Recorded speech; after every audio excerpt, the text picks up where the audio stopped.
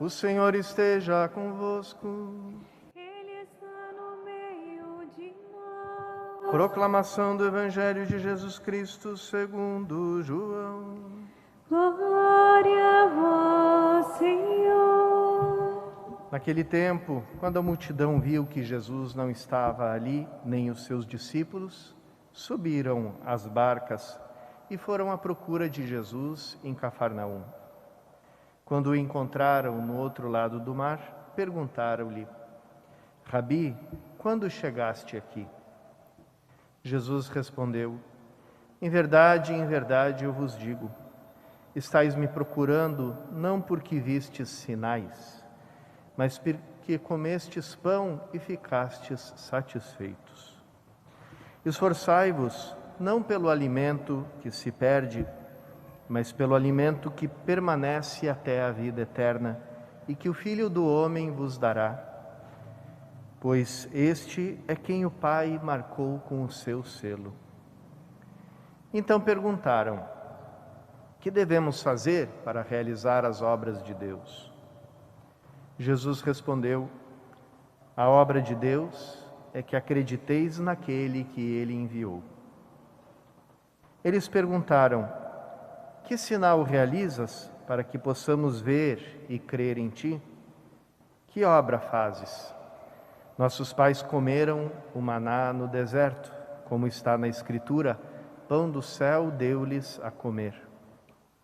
Jesus respondeu: em verdade, eu vos digo, não foi Moisés quem vos deu o pão que veio do céu, é meu Pai que vos dá o verdadeiro pão do céu. Pois o pão de Deus é aquele que desce do céu e dá vida ao mundo. Então pediram: Senhor, dá-nos sempre deste pão.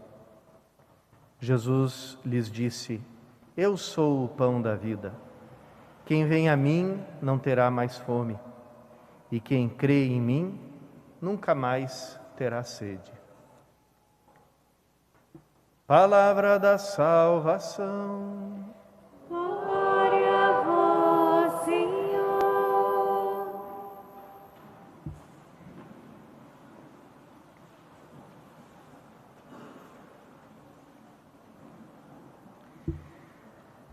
A chave de leitura, irmãos e irmãs, para a gente entender esse Evangelho é justamente a segunda leitura, carta de São Paulo aos Efésios.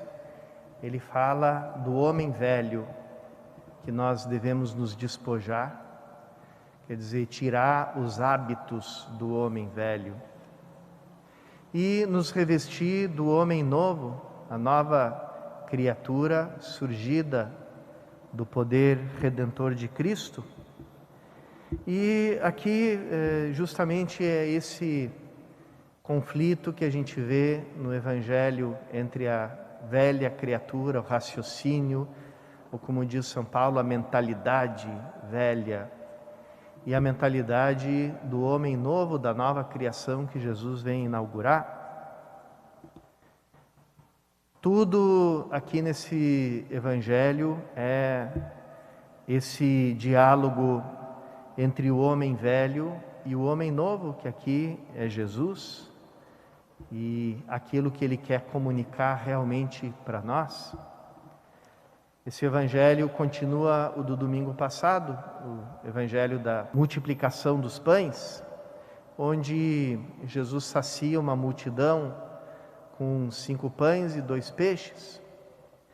Aqui o povo volta a se encontrar com Ele e começa essa série de perguntas que o povo vai fazendo, sempre de acordo com a mentalidade religiosa antiga. Jesus não veio para nos dar uma religião ao lado das outras, não veio nem sequer para nos dar uma religião melhor que as outras. Ele veio para nos dar a vida, uma vida nova, uma nova criação, uma nova existência. E aquilo que Ele faz acaba sendo mal entendido, é visto com o filtro da religião antiga. Então aqui o primeiro sinal do homem velho é essa troca dos fins pelos meios. O homem foi criado para Deus, Deus é o nosso fim. E Deus, para que a gente chegasse até o fim, que é Ele, nos deu o mundo inteiro, como alimento, para que a gente, pelo nosso alimento, conhecesse a bondade, a providência de Deus, o amor dEle, e assim chegasse até Ele. Mas o que faz a mentalidade do homem velho? Troca o fim pelos meios. Então, o fim passa a ser o alimento e o meio passa a ser Deus. Então, Deus é aquele que te ajuda a conseguir prolongar por um tempinho mais essa vida que todos nós sabemos que está destinada à morte. Porque nós nos apegamos a ela, e aí nós entramos nesse comércio com o divino.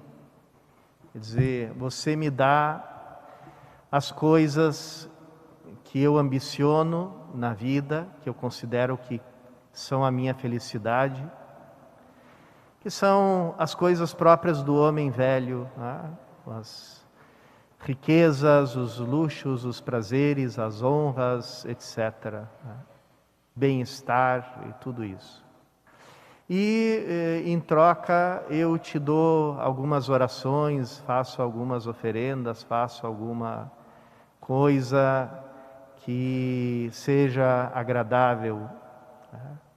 Então é claro que isso mantém o ser humano preso nessa existência, nessa vida, que em última análise não tem sentido, porque ela está presa às coisas que terminam, às coisas que perecem.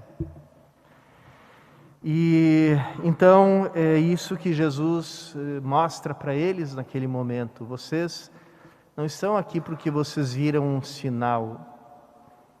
Quer dizer, vocês não descobriram que por trás do alimento, por trás do mundo, por trás de tudo aquilo que existe de bom, de bonito no mundo, a gente não deve renegar, mas tudo isso é uma passagem, é algo que nos indica um bem maior. As criaturas nunca a gente nunca devia parar nas criaturas, sempre olhar elas como um sinal, uma placa de trânsito, né, na estrada. Deus está ali naquela direção, nos levar até Ele.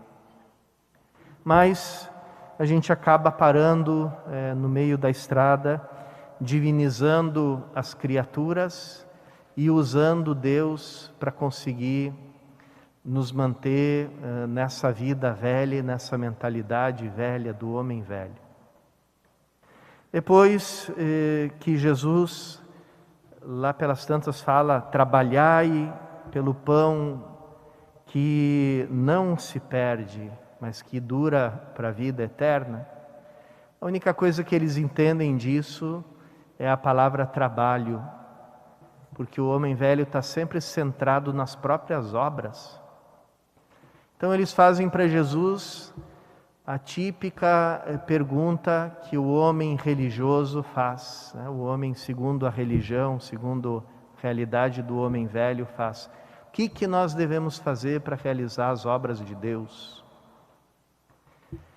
Porque essa é a maneira em que a religião no mundo, a religião do homem pecador, se constitui uma obra da soberba humana, uma forma de chegar até Deus através das nossas obras.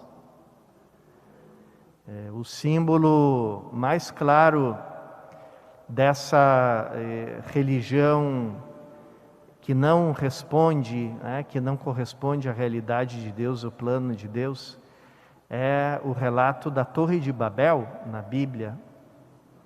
Eles construíram tijolos e com os tijolos descobriram, né, que é possível fazer o tijolo.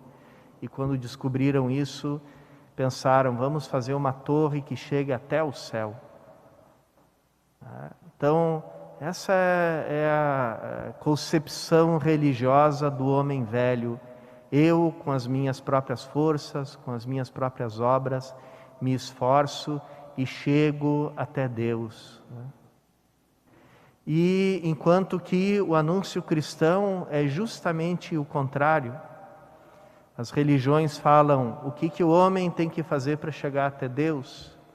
E o anúncio cristão diz o que Deus fez para chegar até nós. É Ele que vem a nós, é Ele que realiza tudo. Tudo é graça dele, tudo é dom. E tudo é gratuito. E isso era o sinal que eles deviam ter percebido na multiplicação dos pães. Que tudo é gratuito, que tudo é graça, que tudo é dom de Deus. Mas aqui eles ficam se perguntando o que eles devem fazer, e Jesus diz somente uma coisa: a obra de Deus é que acrediteis naquele que Ele enviou. Quer dizer, nos abrir ao dom de Deus pela nossa fé.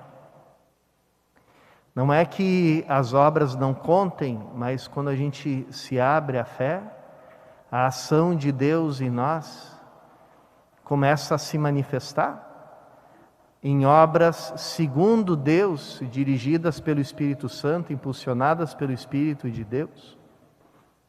E essa é a história dos santos e a experiência dos santos. Todos os santos fizeram coisas grandes, maravilhosas na vida deles, mas todos eles diziam, tudo é graça, tudo é dom de Deus, porque eles percebiam que aquilo que era feito, que aquilo que brotava da vida deles, tinha uma fonte, vinha do Espírito Santo que tinha sido acolhido pela fé. Então, aquilo que o homem pode fazer é justamente acolher esse Deus que vem até nós, que envia a nós o seu Filho, que envia a nós o seu Espírito, e acolher isso pela nossa fé. Depois aqui o povo ainda manifesta a religião antiga, porque pede a Jesus um sinal. E é até interessante que Jesus já tinha, no dia anterior, dado um sinal claríssimo, e eles ainda estão pedindo sinais. Então, também isso é uma manifestação religiosa do homem velho. A gente é movido por sinais. A nossa fé tem que ser inflada continuamente, né, como um pneu que está um pouquinho furado, né, que tem que ficar enchendo ele o tempo todo. A gente precisa de sinais o tempo todo, senão a nossa fé desfalece. Parece que ela nunca se para em pé por si mesma. A gente precisa o tempo todo de sinais, de milagres, de coisas extraordinárias, de experiências extraordinárias para poder manter a nossa fé. E aqui Jesus volta para o início, quer dizer, os sinais são sinais do quê? São sinais dele. O pão multiplicado, o que quer dizer? Quer dizer, eu, Cristo, eu sou o pão da vida. Eu sou a fonte. Não é para dar para vocês um pão que termina, que perece, que alimenta uma vida que se perde. Não é para isso que eu vim.